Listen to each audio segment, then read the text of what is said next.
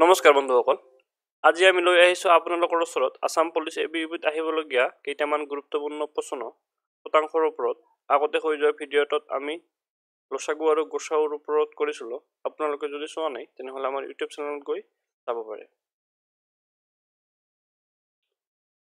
আজিৰ আমাৰ প্ৰথমটো প্ৰশ্ন, এটা শ্ৰেণীত 30% ছাত্ৰই পৰীক্ষাত উত্তীৰ্ণ হ'ল আৰু অৱতীৰ্ণ হোৱা ছাত্ৰৰ সংখ্যা 210 জন, তেন্তে শ্ৰেণী কোঠাটোত মুঠ ছাত্ৰৰ সংখ্যা কিমান? যেহেতু আমি নাজানো মুঠ ছাত্ৰ, তেনেহ'লে আমি ধৰিম লেট মুঠ ছাত্ৰৰ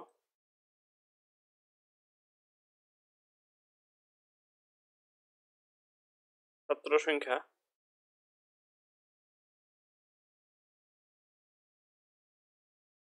ইকুৱেল টু 100%। আৰু দিয়া আছে উত্তীৰ্ণ ছাত্ৰৰ সংখ্যা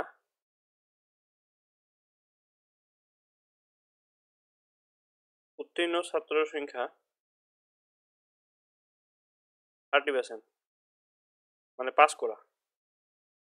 আৰু তেনেহ'লে ফেল হোৱা ছাত্ৰৰ সংখ্যা কিমান হ'ব? যেহেতু 30% পাছ কৰিছে, তেনে অৱতীৰ্ণ ছাত্ৰৰ সংখ্যা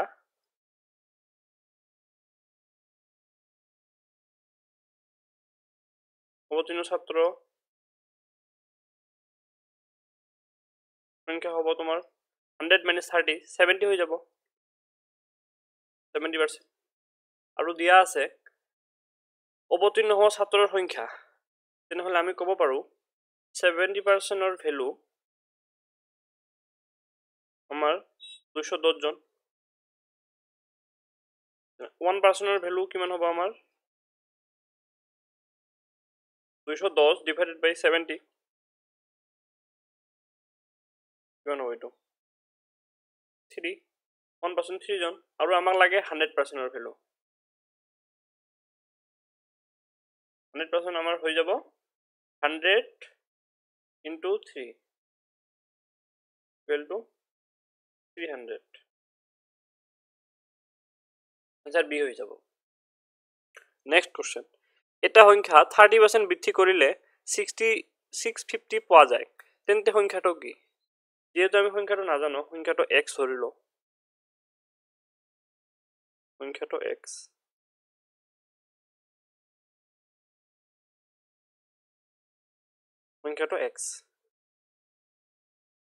সংখ্যাটো 30% বৃদ্ধি কৰিছে, তেনেহ'লে xক 100ৰ 30% বৃদ্ধি 100 প্লাছ 30, 130 হ'ব,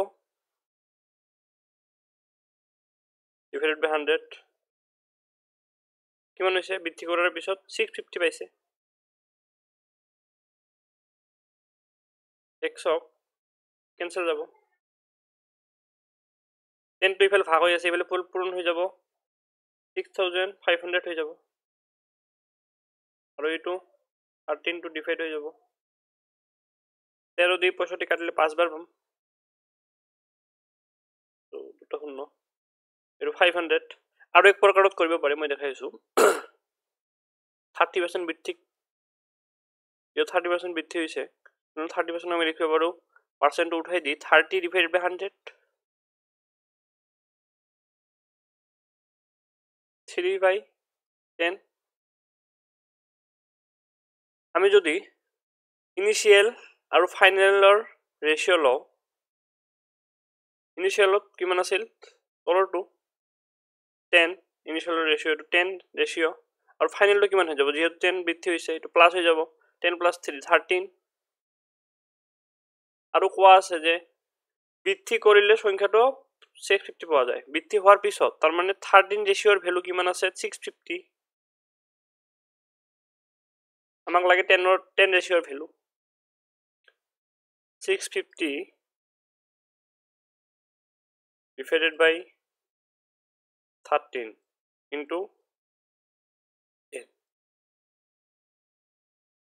এইটো কিমান হৈ যাব? 5 বাৰ,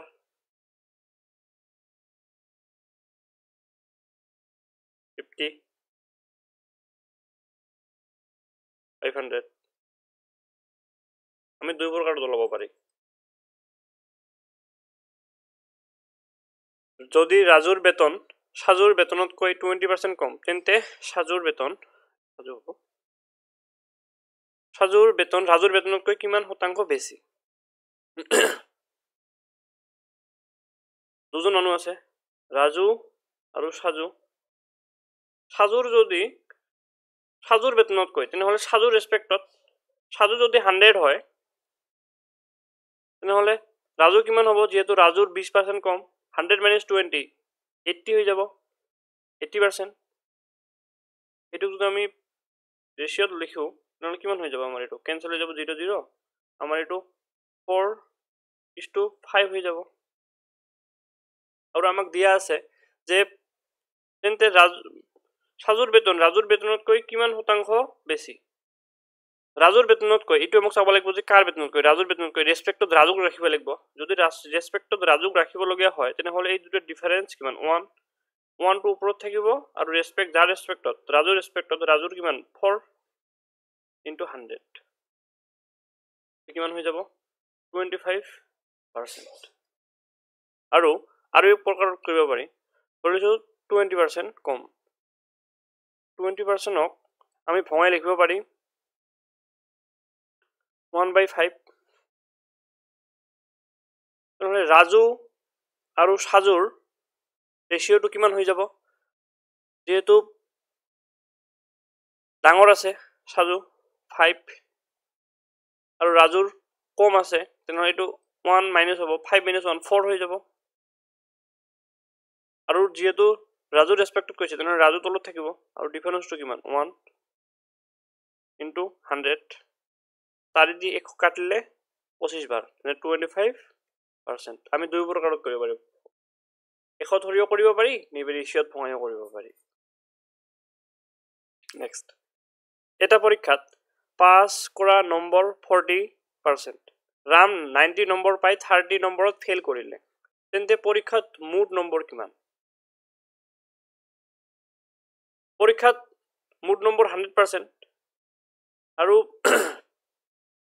5 মাৰ্ক যদি ক'ব লাগে ৰামে কিমান পাইছে 90 পাইছে আৰু ফেল কৰিছে কিমান নম্বৰ 30 নম্বৰত তেনেহলে কিমান পাব লাগিছিল ৰামক 30 90 + 30 120 পাব লাগিছিল তেনেহলে 5 মাৰ্ক কিমান পাব লাগিছিল ৰামক 5 মাৰ্ক 90 পাইছে আৰু 30 মাৰ্কৰ কাৰণে ফেল কৰিছে আমাক 5 নম্বৰৰ কাৰণে পাব লাগিছিল 120 মাৰ্ক আৰু দিয়া আছে 40% পালে পাস কৰে তেনেহলে 40% এৰ ভ্যালু আমি কব পাৰি 120 1% এৰ ভ্যালু হয়ে যাব আমাৰ 120/40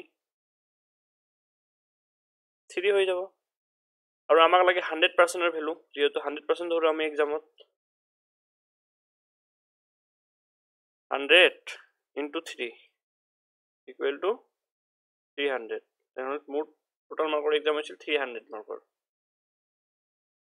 এটা সংখ্যা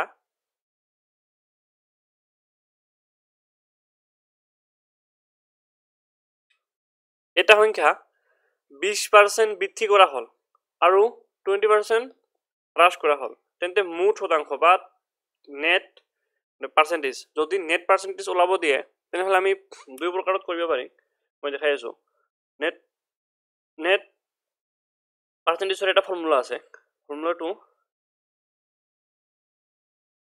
a plus b plus ab by 100 এর ভ্যালু কিমান আছে 20% বৃদ্ধি হলে প্লাসটা আগত লিখিব নালাগে 20 আৰু 20% হ্ৰাস -20 হ্ৰাস বুলি ক'লে মাইনাস হ'ব প্লাস এৰ ভ্যালু কিমান 20 আৰু এটো হ্ৰাস হৈছে -20 এটো কিমান হ'ব 100 এটো তো 2 * 2 গলে 0 0 আর এটো মাইনাস প্লাস মাইনাস হ'ব -400 divided by 100 cancel out হয় -4% হৈ যাব 4% মানে তাহলে আমি কব পারি যে 4% ডিক্রিজ হৈছে 4% ডিক্রিজ হৈছে আৰু এক প্ৰকাৰত কৰিব পাৰি 20% আমি লিখিব পাৰি